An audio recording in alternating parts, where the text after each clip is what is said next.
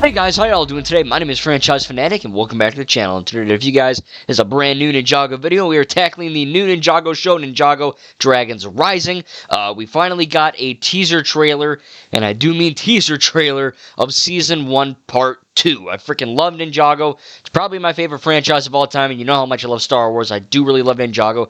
It's one of the best, in fact, in my opinion, it is the best show, best animated show, best show in general for not only older kids, but also teenagers and adults. It's fun for all ages. Not a kid show. It's just animated. It's fun for everyone. If you haven't watched it, highly recommend it. It's got great world building, great everything. It's amazing. And Ninjago Dragons Rising Season 1 Part 1, which has the first 10 episodes. I'm not going to spoil it. At least in this section, what I'm going to do is right now react to Season 1 Part 2, a taste of what's to come. And then after that, I'm going to be, cut. And then when we come back, I will be reviewing Ninjago Dragons Rising Season 1 Part 1 in preparation for Part 2, which is this little thing here. So this is only 18 seconds. I'm going to have a link for it down in the description down below if you want to go check it out without my face over it, me talking over it. And yeah, as you guys know, I'm a massive fan, and, doing the voices, like Cole, the Master of Earth. Yes, let's do this. Or maybe Lord Garmadon. Or even Master Wu. So, if you guys want me to do some Ninjago voices, hit me up. I'll give you my Discord. I want some Ninjago voice acting roles, alright? Hit me up. Anyway, without further ado, let's watch Ninjago Dragons Rising Season 1 Part 2 trailer. Haven't seen this before. Let's do it. It's very short, but let's do it.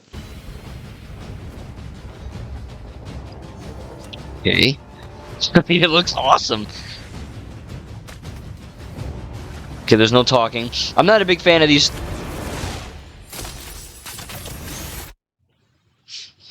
There it is!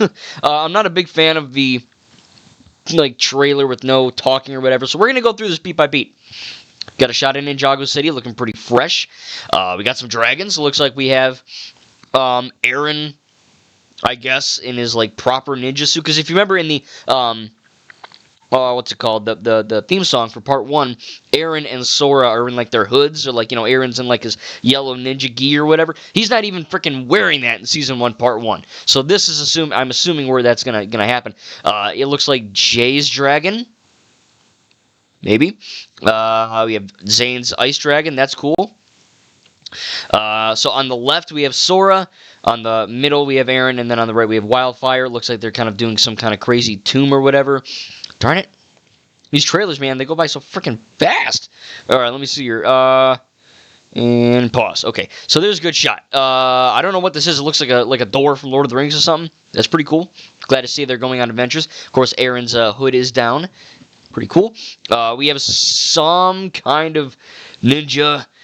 It might be a water guy from Season 14 Seabound, whatever they called.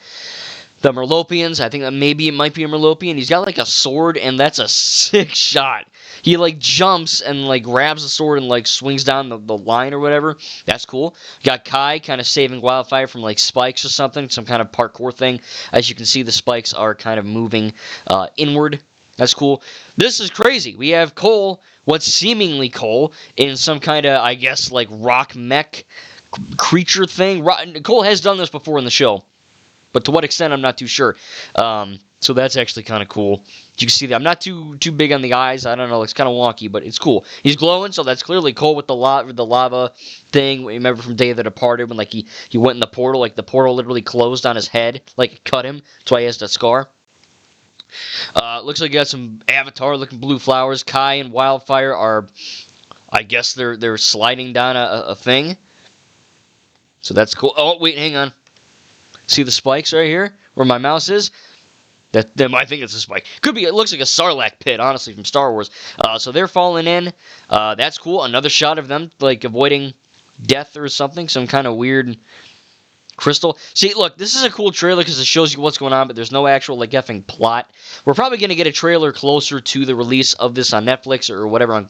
Someone's going to put it on Google Drive, I'm sure. But, I'm assuming we're going to get an actual trailer that kind of points toward what is actually happening in terms of the plot. Because right now, seeing this, it's cool, but it's just a bunch of jarbled nonsense. So it'll be cool to see what's actually happening. Looks like we have Sora in her actual ninja hood, which is cool, doing a backflip, kicking some kind of ghost. I don't know who this is. I think the minifigure got leaked or something. I'm not entirely sure of who that is. I think they're guarding some kind of temple, something like that from what I've seen in the sets. There it is. There's a good shot. Nia is behind him or her. There's a trend going around, as you can clearly tell, of masked people. Masked, masculine people turn out to be women. I'm kind of sick of that trend. Don't take that as sexist. I'm not. Just sick of the trend. It's everywhere. So hopefully this, I don't know. It looks like a dude. I mean, just look at it. It's not a feminine thing. So we'll have to see. But I don't know who that is. Could be dude. Could be chick. I got no clue. But it should be really cool to see who that is. Of course, there's Nia. He just punches Nia in the stomach. Oh, man. Let's see that again. Oh, my God. Okay, here we have a Jin. This is the big thing. This was on every effing thumbnail, and I got spoiled. So if you remember, this is going to be spoilers for Ninjago Season 6 Seabound. Basically what happens is Jay, the Tiger Widow Venom, can kill a normal human, but it can't really kill a Jin. It can only kind of, like, I guess, stop them or halt them or stun them so that they can put them back in the teapot or whatever. And this does not look like Nauticon. Different skin color. He looks red here. Different hair. He's wearing blue. So I don't think this is Nauticon. I know Ninjago was kind of effing destroyed and his dad exploded or whatever happened. So I don't know. You know what I mean? The merge happened. And because of the merge, anything can happen. We'll have to see. So we've got that, and then we have, which looks like this could be a Source Dragon. I think it might be Ryu's mom or dad or something. Shooting fire. It's something. But there it is, and that's it. And then the rest is just the lightning strikes, and there you go. So yeah, I don't know when this is releasing. It doesn't say here. I'm assuming it's in the fall, maybe October. Early October, I would say. This looks really fun, though, man. I'm very excited to see what happens with this show. I love Ninjago. I love Dragons Rising so far. Like I said, I recently rewatched all 10 of Season 1, Part 1, and we're going to go ahead and review that just before I kind of going ahead and watching this. So I hope you guys enjoyed this reaction. This looks really awesome, again. It's really cool to see a bunch of adults reacting to Ninjago and doing that as well. I think that's kind of cool. Because, again, it's not a kid show. It's nothing. It's obviously kids watch it, but it's not made for children. It's made for everyone. So I think it's really cool that everyone can kind of, it's not like, oh, you're watching Ninjago? What are you, a toddler? You know what I mean? It's like, no, it's for everyone. It's for all ages. It's really cool that that's actually happening now, and it's becoming more, I hate the word inclusive and all that crap that they're doing, but it is cool to see that other people are, like, allowed to watch it. It's not weird, you know what I mean? Like, they have adult Ninjago shirts. It's clearly for every one of you, regardless of your age. And this show so far, Season 1, Part 1, again, we'll get into it in a minute here when I review it. But it's fun. I think it's a great show so far, and I cannot wait to see what Part 2 has in store. Trailer, if I were to rate this trailer, probably give it like a 7. It looks really badass and awesome, but at the same time, there's really no context, and it's just a bunch of clips kind of hashing put together. It doesn't necessarily feel cohesive in terms of like what the F is going on. I don't know. You know what I mean? There's a ghost, there's a Jin, and there's dragons, and whatever. I don't know. It's crazy. But anyway, hope you guys enjoyed this reaction. Don't leave the video, though, because I will be reviewing Ninjago Dragons Rising Part 1 right now. So thank you guys for watching this review and this reaction, and let's head on into the view. Let's do this. Okay, guys, so here we are reviewing Ninjago Dragons Rising Season 1, Part 1. Again, that was my official reaction to Season 1, Part 2. I'm getting all this stuff confused. It's my official reaction. But anyway, here we go. So I recently, I watched Dragons Rising Part 1. I'm just going to call it Dragons Rising, or Season 1. You know what I'm saying. It's Season 1, Part 1 for the review. That was Part 2, Season 1 for the trailer. Okay, I know it's hard, but anyway. So basically, I watched it when it came out on Netflix. It's awesome. And I recently rewatched all 10 in preparation for a trailer like that, or, whatever. And it's friggin' awesome. I mean, obviously, right? It's Ninjago. They're not going to make bad content. But, it is kind of interesting how they kind of move forward with this series, right? Because, after Crystallized, spoilers, I'm not going to spoil it, because I know my nanny and Pop, you're watching, and they haven't seen it yet. We're near at the end. But the stuff that happens at the end of Crystallized, most of that transcends into this show. Of course, the ninja, something happens to them regarding their powers, and they have their powers in the beginning of this show, and you're probably wondering, how the fudge do they have their powers? What happened? There's actually a canon book called Quest for Lost Powers. I did read, I own it, I read it, and I reviewed it for the channel. It's a pretty great book. It kind of bridges the gap between Crystallized Season 15 of the first show, and Dragons Rising Season 1, Part 1 of this new sequel show. Not a reboot, it's a sequel show. And this, even though the marketing leading up to it was really, really effing bad, it's what it is. But basically, this kind of acts as like a soft reboot, I guess, because really, the ninja, and by the way, spoilers if you haven't seen Dragons Rising Part 1, so Nanny and Poppy, click off. Just saying, drop your like, and, we're going to watch it, don't worry. But in this, in this show, it's basically just Lloyd, and these new cast of characters. You get Sora, a.k.a., not Emma, what's her effing name? Anna, there it is, Anna. Anna's birth name is Anna, and then she takes the name of Sora, kind of like, I guess, Rey Skywalker. Rey is actually a Palpatine, but she takes the name she adopts the name. I know, basically, Luke and Leia gave her permission to use it. A dragon can't give Anna permission to use the name Sora. You get what I'm saying. So, you have Anna, a.k.a. Sora. You have Aaron, who, he lost his parents during the merge. And then we have Wildfire. We had a bunch of new characters, and they're all pretty good. Maybe they're not as well written as the other core ninja, obviously, because, we've had Nia, Kai, Jay, Zane, Lloyd since Season 1 back in 2011. So, obviously, they have, a lot more, character building and arcs and all that stuff. So these characters, they're not bad. They're just, they need a little bit more time to kind of bake in the oven so that I can go, yeah, these are really well-made characters. And so far, though, for the 10 episodes we've gotten, and from what I've seen just from reacting to that earlier in this video, it looks like these characters are going to go through a pretty good transformation. They're going to learn some stuff, going to go through some arcs. Really cool stuff there, which is awesome to see. Because, this show, as the writers and makers have said, this is going to last many, many years. As long as, no one watches it and, I guess, 2 reviews or whatever, this show is going to continue for a very long time, which is great. If Ninjago can stay relevant and not get super kiddie and, not woke or anything stupid like that, I think if it's just going to be a good show like it has been, I think it has the potential to last for many, many years.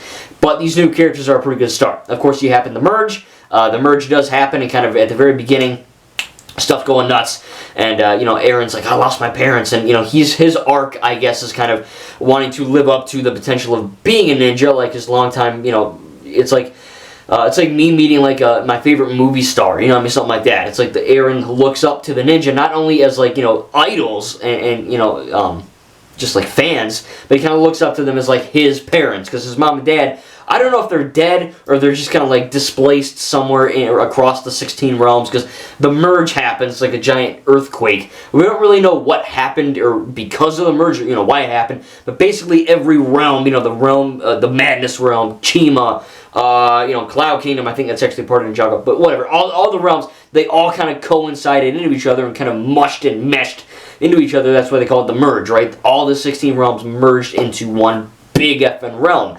And because of that, anything can happen. That's why when Sora and Aaron go to the crossroads, they see, lizard people and Merlopians and all these crazy people. And Aaron's like, the crossroads, that big kind of central city, that was built where basically his home was. And they kind of, his home got jacked up. His parents went who knows where. And they kind of built the crossroads as a part of that. And now that's kind of where him and Sora met as kids and whatever. And they're kind of growing up. It's been a few years since the ninja have basically gone missing, and Lloyd kind of finds Aaron and Sora, and they go on these adventures, and they meet Ryu, the little baby dragon. It's I guess Baby Yoda, Grogu of that, I guess, or Baby Groot. It's basically a baby dragon named Ryu, and he's I don't want to say he's a good character. He's a dragon, but it's kind of cool to see him there. But yeah, the merge happens and all this crazy stuff happens because of all of these realms kind of coinciding into each other. Lord Raz, for example, really cool villain, very menacing.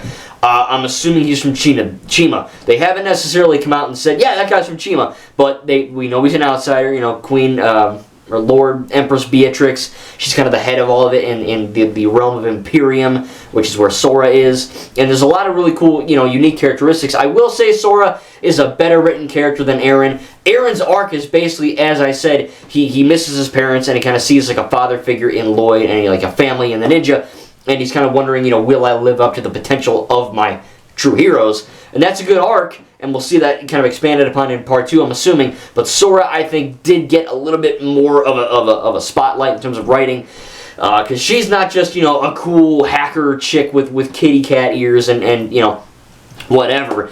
So Aaron, of course, he can do spinjitzu on his own or whatever, so that's something. But Sora kind of has I don't want to say she has the elemental power of technology, but I don't even know if that is an element. Who knows? But Ryu basically, powers her up, and she kind of gets like these weird white eyes, and you kind of like, manipulate tech, and kind of like Tecmo from regular show, we can kind of do stuff like that.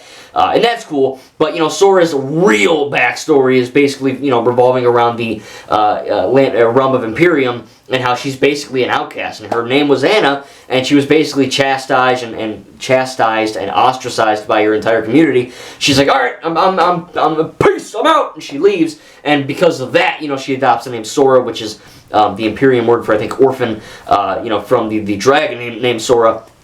And there's a lot of great stuff there, she doesn't want to return back to her homeland.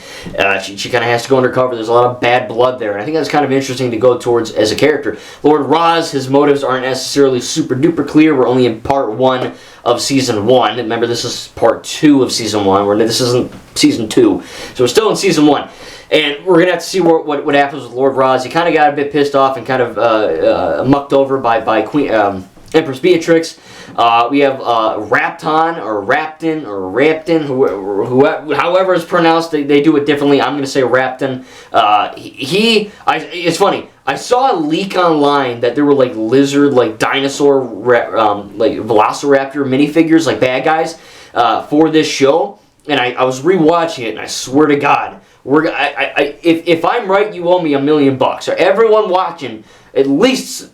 Maybe not that, but you have to subscribe, okay? Do that now, after this video. But also, if it happens, you gotta subscribe. Somehow do it twice. I don't know how, just do it twice. Or leave a like, whatever. But if I'm right, you owe me one. Because I swear to God, this is gonna happen. I'm predicting it. Rapton in part 2 is gonna take off his little visor mask, and he's gonna have crazy-ass eyes. And if you notice, he has these like, sharp triangular teeth in the bottom row. I guarantee you, his name's Rapton. Raptor, I swear, Rapton is a dinosaur. I'm calling it right now. If I'm wrong, I'm wrong, but I swear to God, I know I'm right. I'm very wrong about a lot of things, but, I think I'm right about this one, so we'll have to see. But I think Rapton is a raptor.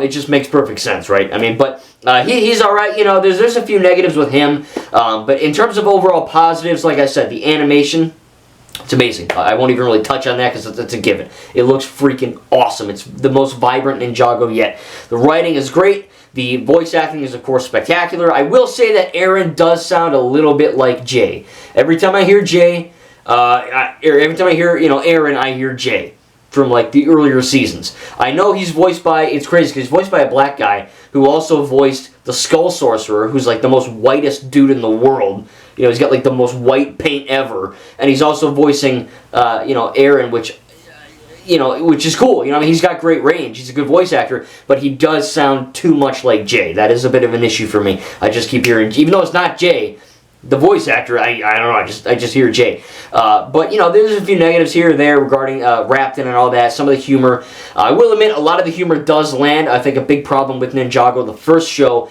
is that regardless of Jay, just other characters, there's a few times in that show, between seasons 1 and 15, where they try to go for comedy and it just doesn't work. It just falls flat on its face. Because Ninjago really is an action drama. It's not like an action comedy. It's not supposed to be a comedy. There's funny moments in it. Think of like Avengers Infinity War. There's a few funny moments in it, but it's not a comedy. Same thing here. This one is not a comedy either, but I do think that the comedy in this show so far is hitting better for me. There's a few moments where, where there's a really serious scene, and Rapton's like, my unicorns, or, stuff like that, or like, a character will be like, Rapton's like, I don't know the meaning of the word failure, and one of the Imperium, claws of the Imperium, the guards, is like, oh, well, it's actually a pretty common word. Some of it's funny, some of it's not. There is another episode, the penultimate episode, where, like, little Lloyd is training with Master Wu, and he's like, you have to figure out the calm of the storm, and, all that, and Lloyd's training. That is an objectively bad and great scene. It's objectively great because it's another amazing Wu lesson.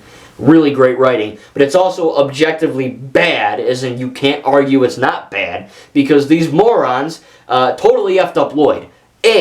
Lloyd is voiced by Sam Vincent, even though he's not voiced by Sam Vincent until season 8. At this period in the canon, he's still voiced by a woman, Jillian Michaels, so his voice is all effed up, and it's just, Lloyd saying, okay, we're ninja, let's do this. Kai, okay, you've got to be kidding me. It's just, that's my best Lloyd. It's Lloyd, but it's just like, younger Lloyd. He's just like pitched it the hell out of his voice. He's like, oh, Master Wu, okay, let's do this. You know, it sounds really bad. It's very, very apparent that it's not Jillian. And then also he has the green eyes. Of course, he does get green eyes in Season 8.